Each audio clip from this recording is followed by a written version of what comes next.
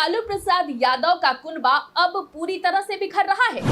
सवाल उठना लाजमी है क्योंकि एक तरफ पार्टी, अगर हम 2015 की बात करें, 2020 के विधानसभा चुनाव की बात करें, तो वो समय एक ऐसा समय था जब राजद पार्टी बिहार के सबसे बड़े पार्टी के रूप में उभरी थी।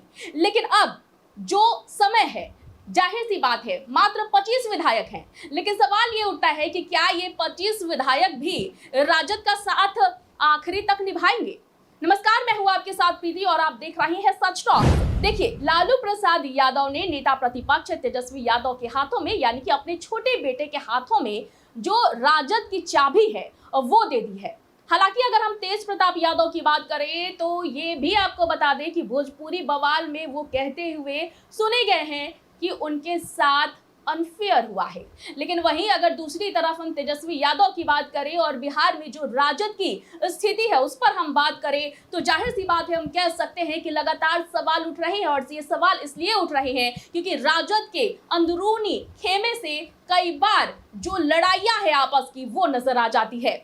चाहे बात शक्ति यादव की हो और इसके साथ साथ राजद के विधायक भाई वीरेंद्र की हो, दोनों के बीच किस तरह से जुबानी जंग जो चल रही थी मीडिया के जरिए, वो हम सब ने देखा था। उसके बाद आनन फानन में नेता प्रतिपक्ष तेजस्वी यादव ने राजद के संगठन इकाई, सभी संगठन के इकाइयों को भंग कर दिया। लेकिन क्या इससे पार्टी अब मजबूत बन पाएगी? क्या तेजस्वी यादव के पास राजद को मजबूत करने की कोई बड़ी रणनीति है? सवाल उठना लाजमी है क्योंकि मृत्युंजय तिवारी ये वो नाम है जो राजद का एक बड़ा सिपाही माना जाता था। राजद के प्रवक्ता थे मृत्युंजय तिवारी। कई मुद्दों पर वो पार्टी की बातों को मीडिया के सामने, लोगों के सामने रखते हुए नजर आते थे। लेकिन कुछ दिनों पहले ही मृत्युंजय तिवारी ने भी राजद का साथ छोड़ दिया और उसके बाद वो भाजपा के साथ हो लिए। लेकिन भाजपा के खेमे में जाते ही मृत्युंजय तिवारी ने एक बड़ी बात कह दी है। उन्होंने कहा है कि तेजस्वी यादव के पास 25 विधायक तो हैं, लेकिन क्या पता कब इसमें से 15 या 16 विधायक उनका साथ छोड़ दें। जब से मृत्युंजय तिवारी ने इन विधायकों वाली बातों को जनता के सामने रखा है, तब से अब और भी सवाल उठ रहे हैं कि क्या तेजस्वी यादव राजद पार्टी को नहीं संभाल पा रहे हैं। एक तरफ राजद परिवार जो पूरी तरह से बिखरता हुआ एक समय पर नजर आया था। राजद यानी कि यूं कहे कि लालू परिवार में जो पारिवारिक कला है, पारिवारिक विवाद है, वो भी लगातार मीडिया के सामने आते रहा है। लेकिन वहीं अब राजद को लेकर भी और तेजस्वी यादव को लेकर भी सवाल खड़े हो रहे हैं। जाहिर सी बात है, विपक्ष भी सवाल उठा रहा है कि तेजस्वी यादव बिहार के नेता प्रतिपक्ष हैं, लेकिन सबसे इंपॉर्टेंट डेज, मॉनसून सत्र हो या फिर कभी भी जहां पर जनता की मुद्दों की बात होनी होती है, वहां से तेजस्वी यादव गायब होते हैं। आपको बता दें कि मॉनसून सत्र खत्म हुआ, मॉनसून सत्र में भी तेजस्वी यादव मौजूद नहीं थे।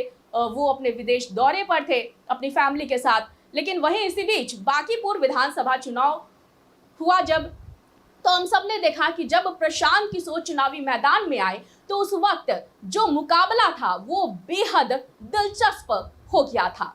और उसके बाद भी तेजस्वी यादव कहीं भी सड़क पर नजर नहीं आ रहे थे अपनी प्रत्याशी के समर्थन में। हालांकि चुनाव प्रचार के 2 दिन पहले तेजस्वी यादव राजधानी पटना पहुंच गए थे और उसके बाद 2 दिनों तक उन्होंने राजद की जो प्रत्याशी थी रेखा गुप्ता, उनके साथ उन्होंने जनता से मुलाकात की, रोड शोज किए। लेकिन क्या इतना काफी था? क्योंकि एक तरफ जहां प्रशांत किशोर जो है वो पूरे दमखम लगा करके चुनावी मैदान में उतरे थे, वहीं दूसरी तरफ भाजपा थी जिसका 31 साल का किला था। और वहीं तेजस्वी यादव इस मुकाबले में कहीं नजर नहीं आए। और जाहिर सी बात है, अब सवाल उठना लाजमी है कि क्या तेजस्वी यादव लालू प्रसाद यादव के छोटे बेटे राजद को नहीं संभाल पा रहे हैं? क्या पार्टी अब टूट जाएगी? सवाल कई सारे हैं। हालांकि अब देखना यह होगा कि तेजस्वी यादव अपनी पार्टी को बचाने के लिए क्या कुछ रणनीति बनाते हैं। देखते रहें सच टॉक्स।